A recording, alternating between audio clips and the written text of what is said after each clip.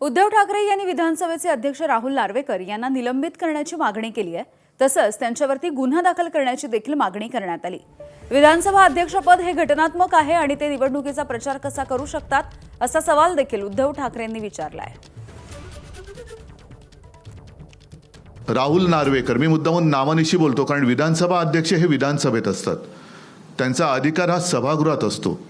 सभागृहाच्या बाहेर ते राहुल नार्वेकर आहेत आणि तिथले आमदार आहेत। एक आमदार आपल्या अधिकाराचा दुरुपयोग करून दुसऱ्या म्हणजे जनतेवरती दमदाटी करतोय, त्यांचं संरक्षण काढून घेण्याचा आदेश स्वतः संरक्षणात राहून करतोय।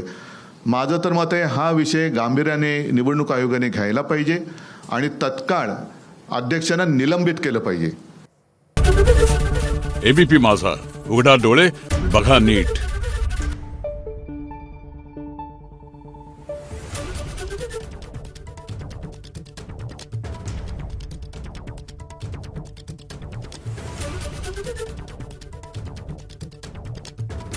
Thank you.